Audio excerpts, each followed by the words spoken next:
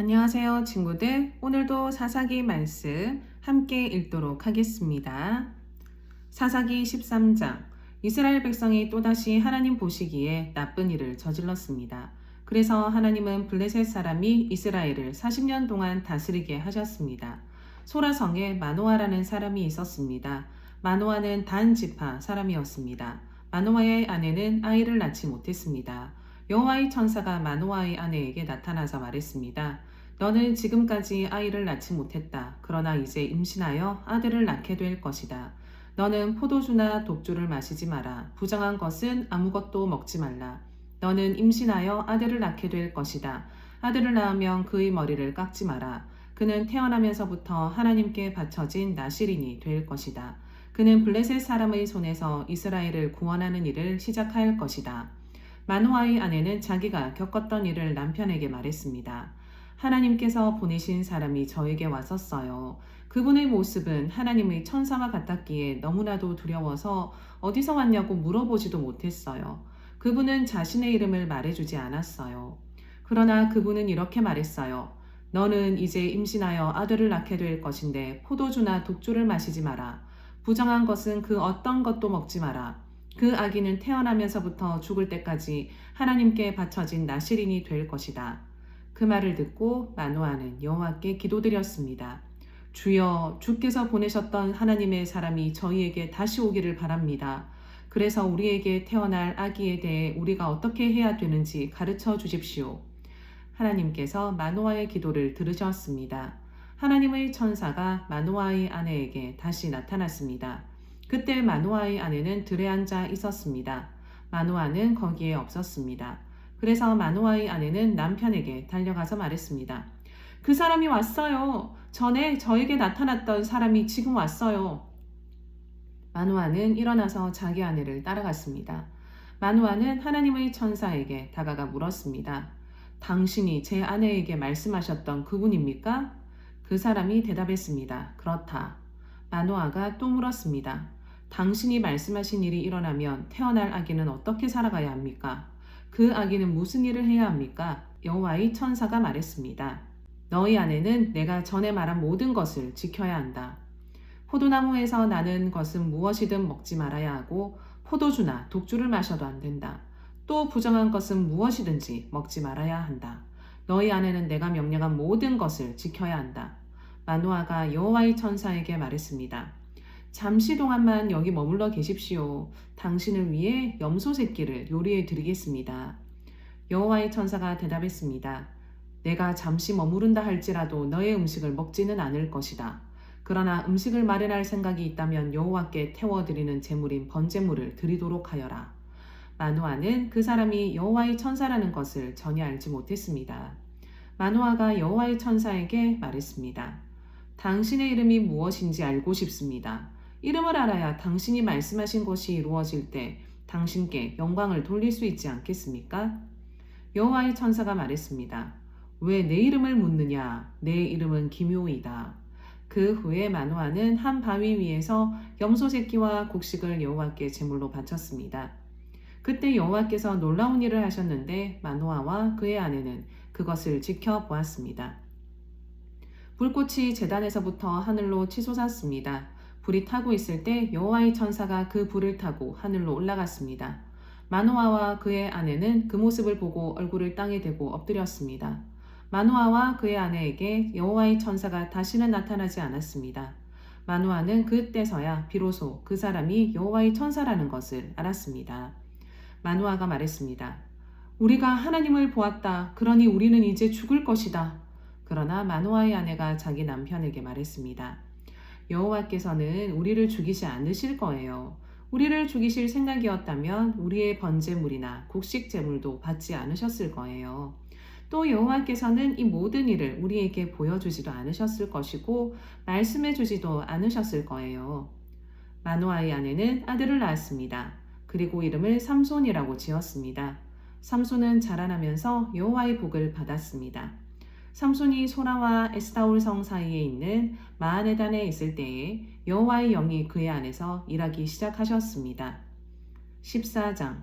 삼손은 딥나 성으로 내려가서 어떤 블레셋 처녀를 보았습니다. 삼손은 집으로 돌아와서 자기 아버지와 어머니에게 말했습니다. 딥나에서 어떤 블레셋 여자를 보았습니다. 그 여자를 저에게 데려다 주세요. 그 여자와 결혼하고 싶습니다.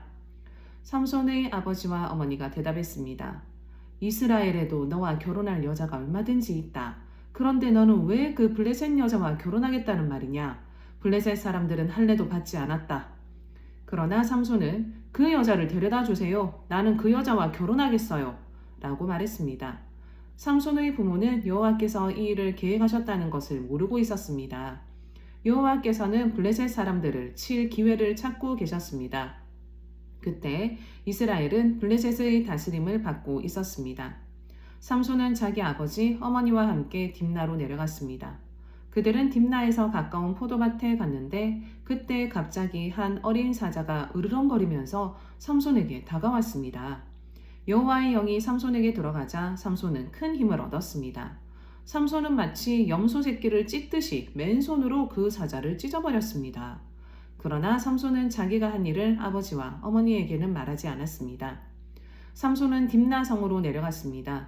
삼손은 딥나성에서 블레셋 여자를 만나 이야기해보고 그 여자를 더욱 좋아하게 되었습니다.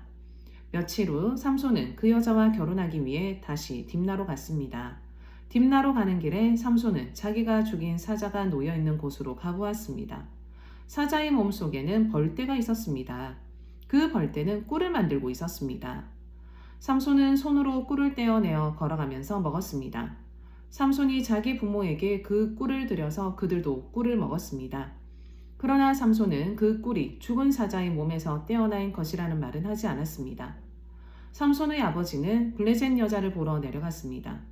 그때는 신랑이 아내가 될 처녀의 동네에서 잔치를 베푸는 것이 관례였으므로 삼손은 거기에서 잔치를 베풀었습니다. 사람들은 삼손에게 30명의 젊은이를 보내 그와 즐겁게 지내도록 했습니다. 그때 삼손이 블레셋 사람 30명에게 말했습니다. 내가 수수께끼를 하나 내겠소. 이 잔치는 일주일 동안 계속될 텐데 이 잔치 기간 동안에 내가 내는 수수께끼의 답을 알아맞히면 베옷 30벌과 겉옷 30벌을 주겠소. 하지만 답을 알아맞히지 못하면 당신들이 나에게 베옷 30벌과 겉옷 30벌을 줘야 하오. 그러자 그들이 말했습니다. 당신이 내려는 수수께끼를 말해보시오. 어디 한번 들어봅시다. 삼손이 말했습니다. 먹는 자에게서 먹을 것이 나오고 강한 자에게서 단 것이 나온다. 그 30명은 3일 동안 이 수수께끼를 풀려고 애썼습니다. 하지만 답을 알아낼 수가 없었습니다. 4일째 되는 날 그들은 삼손의 아내에게 가서 말했습니다. 너는 우리를 가난하게 하려고 이곳에 초대했느냐?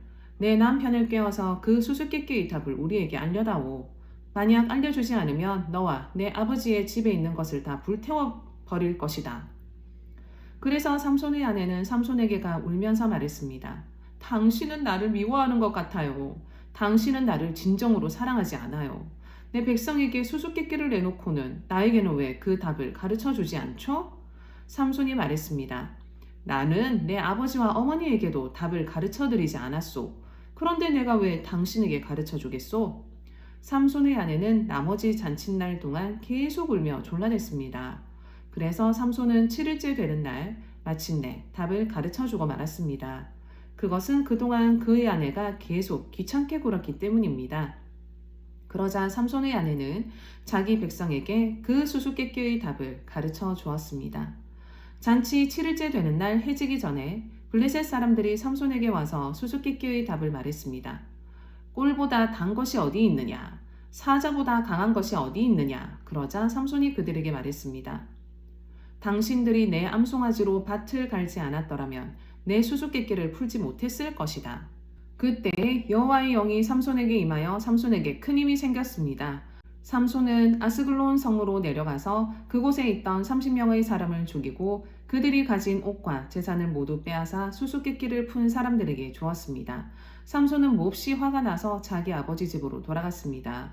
삼손의 아내는 그의 결혼식에 참석했던 사람 중에서 삼손과 제일 친하게 지냈던 친구에게 주어졌습니다. 밀을 거두어 드릴 무렵 삼손은 새끼 염소를 가지고 자기 아내를 찾아갔습니다. 삼손은 내 아내의 방으로 들어가겠습니다. 라고 말했습니다. 그러나 삼손의 장인은 삼손을 못 들어가게 했습니다. 삼손의 장인이 말했습니다. 나는 자네가 내 딸을 미워하는 줄 알았네. 그래서 나는 내 딸을 결혼식에 참석했던 자네 친구에게 주었네. 그 동생이 더 예쁘니 그 애를 데려가게. 그러나 삼손이 장인에게 말했습니다. 이제 내가 블레셋 사람을 해치더라도 나에게는 책임이 없습니다. 삼손은 밖으로 나가서 여우 300마리를 잡아 2마리씩 서로 꼬리를 붙들어 매고는 그 사이에 회를 하나씩 매달았습니다. 그리고 나서 회에 불을 붙인 다음 여우들을 블레셋 사람들의 밭에 풀어놓았습니다. 그렇게 하여 삼손은 블레셋 사람의 베지 않은 곡식과 베어놓은 곡식단을 불태워버렸고 포도밭과 올리브 나무들도 불태워버렸습니다. 블레셋 사람들은 누가 이런 짓을 했느냐 하고 서로 물었습니다. 누군가가 말했습니다. 딥나 사람의 사위인 삼손이 이런 짓을 했다. 이는 그의 장인이 삼손의 아내를 그의 친구에게 주었기 때문이다. 그러자 블레셋 사람들은 삼손의 아내와 그 아버지를 불태워 죽였습니다. 그때에 삼손이 블레셋 사람들에게 말했습니다.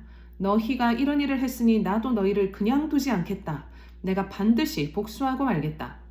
삼손은 블레셋 사람들을 공격하여 많은 사람을 죽이고 에단 바위 동굴에 머물렀습니다.